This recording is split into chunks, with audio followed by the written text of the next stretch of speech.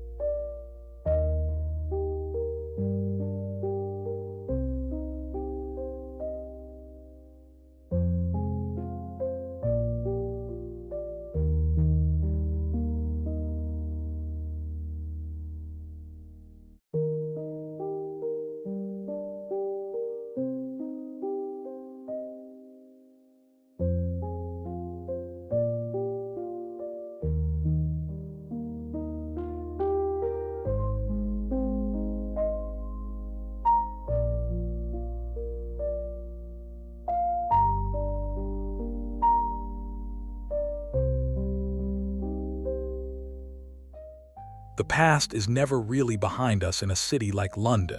It is worn on the sleeve. We see the influence of equestrian history in the cut of a blazer and the echoes of academic life in the choice of a knit. These are not costumes, but rather a continuation of a visual language that has been refined over generations. The resurgence of these styles is not a trend, but a homecoming. It is a recognition that some things are solved problems. The proportions of a classic lapel or the height of a collar were perfected long ago, and to deviate from them is often to lose something essential. By wearing these pieces, one acknowledges a debt to the past while maintaining a firm footing in the present. It is a dialogue between the ancestors who established these codes and the individuals who keep them relevant today.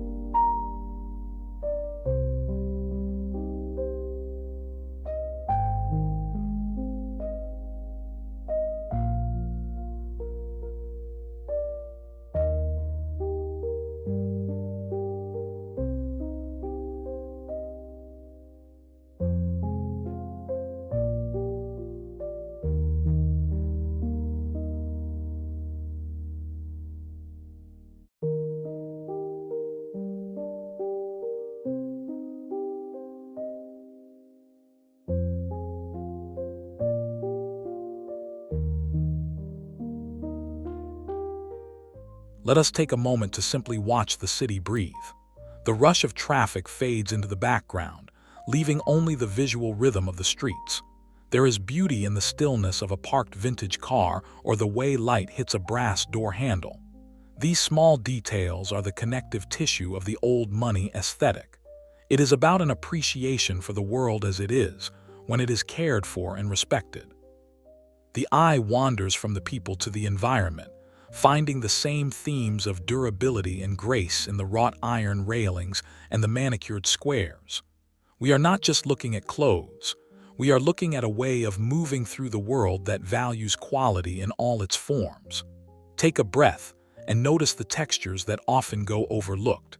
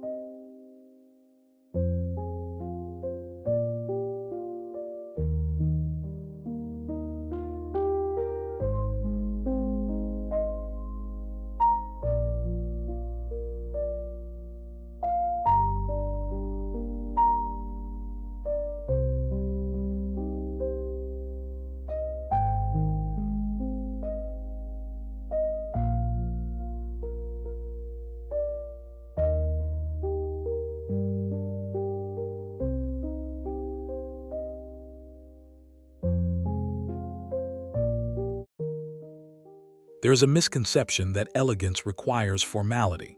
On the contrary, the most impressive displays of taste are often found in the casual moments. A pair of well-worn chinos, a simple cashmere sweater, and a sturdy pair of loafers can communicate more than a tuxedo ever could. This is style for the school run, the weekend market, or the quiet walk in the park. The key lies in the fit and the quality of the raw materials. There is a sense of ease here that suggests the wearer has more important things to think about than their appearance, yet their appearance remains impeccable. It is the luxury of not having to try. These outfits are functional and resilient, designed for a life lived fully rather than a life lived for the camera.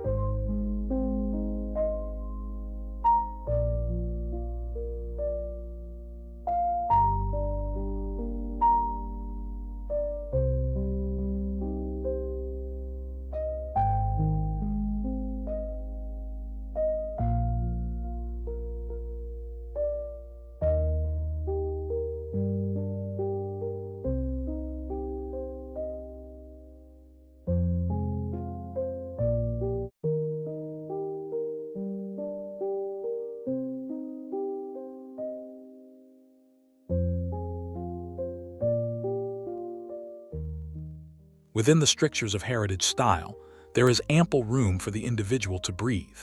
It shows up in the way a knot is tied, the choice of a specific shade of forest green, or the way a watch is worn over a cuff. These are small rebellions against uniformity. They are the marks of a person who understands the rules well enough to bend them without breaking the harmony of the whole. We see a gentleman with a vintage signet ring, its gold thinned by years of wear. We notice a woman whose trench coat is belted with a slightly different tension than usual. These choices are personal and often have stories attached to them. They remind us that while the template is timeless, the expression is always unique to the person.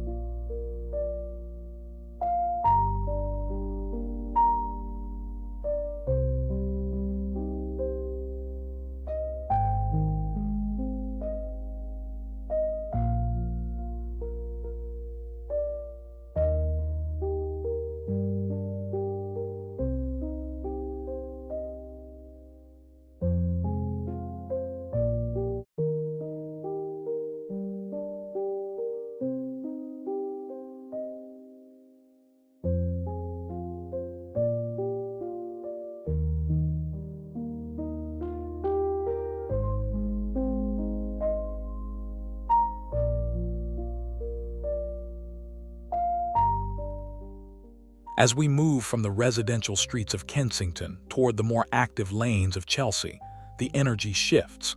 The pace quickens slightly, but the composure remains.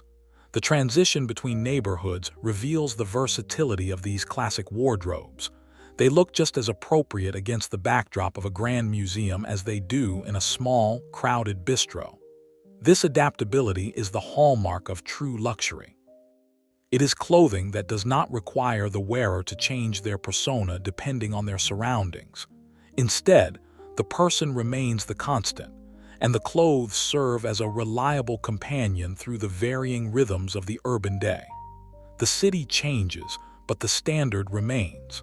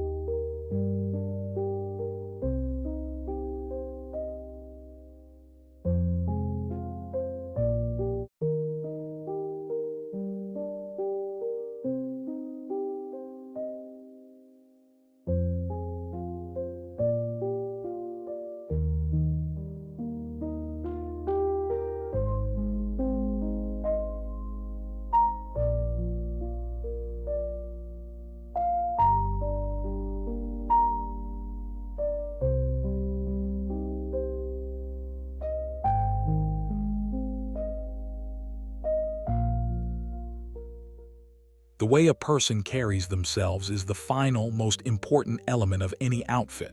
We observe a certain uprightness here, a bearing that suggests self-respect and awareness. It is not a stiff or artificial pose, but rather a relaxed readiness. Notice how the shoulders are set and how the head is held. This posture turns a simple coat into a garment of authority. It is the physical manifestation of the calm confidence we have discussed. When a person is comfortable in their skin and in their clothing, their movement becomes deliberate and graceful. They do not rush, for they are already where they need to be. This bearing is perhaps the greatest heirloom of all, passed down through observation and the quiet expectation of excellence.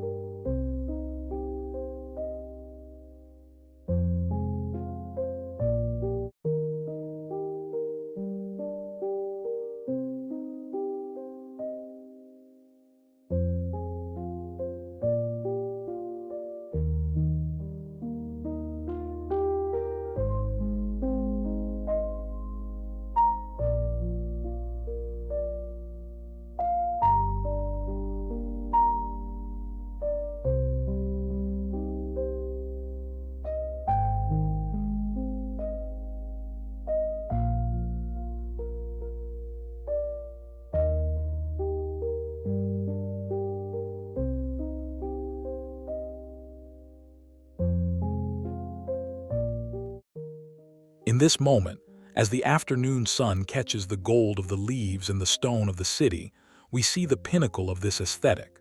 A couple walks in perfect sync, their attire a masterclass in complementary restraint. There is a profound sense of peace in this image. It represents the realization that style is not about acquisition, but about alignment. When we align our appearance with our values of continuity and taste, we find a certain kind of freedom. We invite you to consider what pieces in your own life hold this kind of enduring value. What are the items that make you feel most like yourself, regardless of what is currently in fashion? It is a conversation worth having with oneself.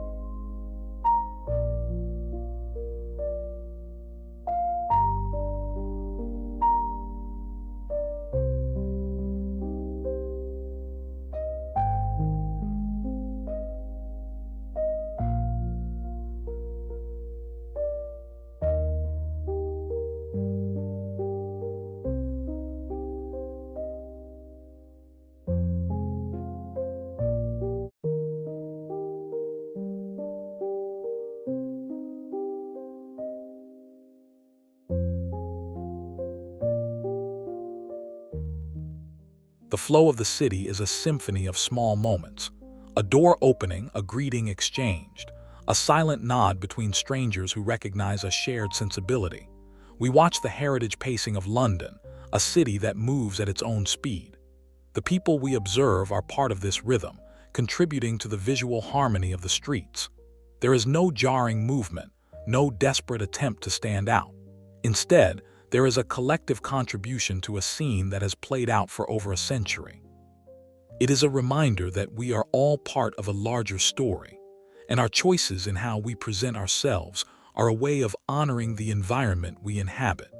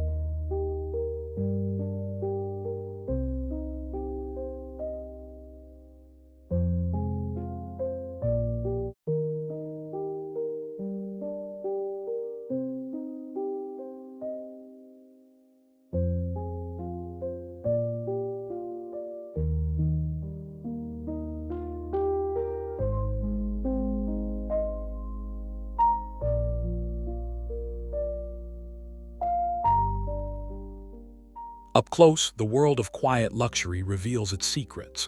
It is in the weave of the wool, the grain of the leather, and the weight of the cotton.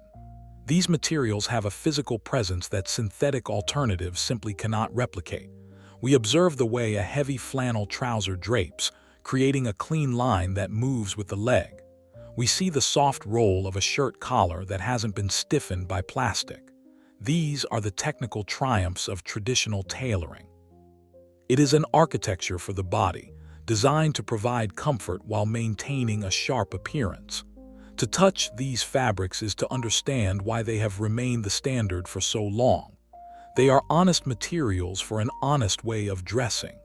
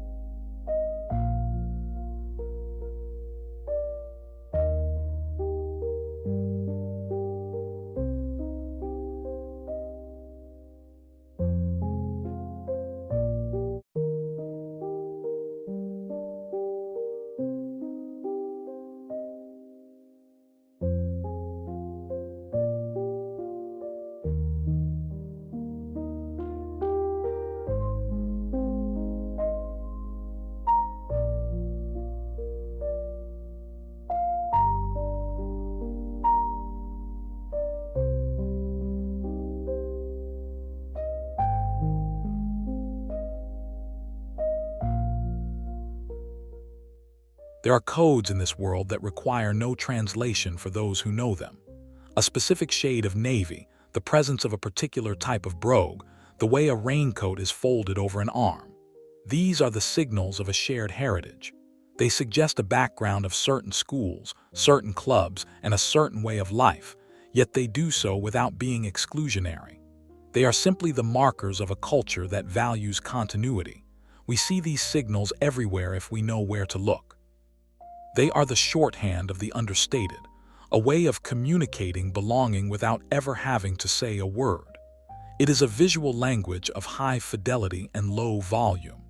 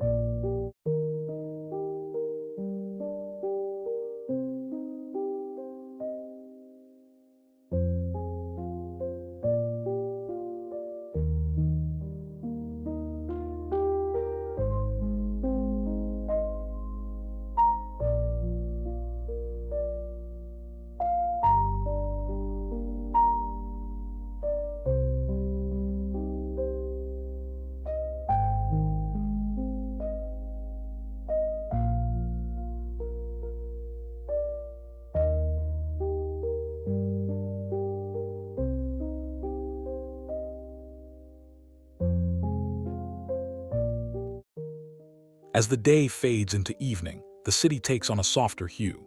We are left with the realization that true elegance is a choice we make every day. It is a commitment to quality, a respect for the past, and a quiet confidence in the future. The resurgence of these timeless styles is not a fleeting moment, but a collective exhalia return to what is known to be good and true. May you find your own sense of restraint and continuity in the days ahead. Style, after all, is the shadow of character.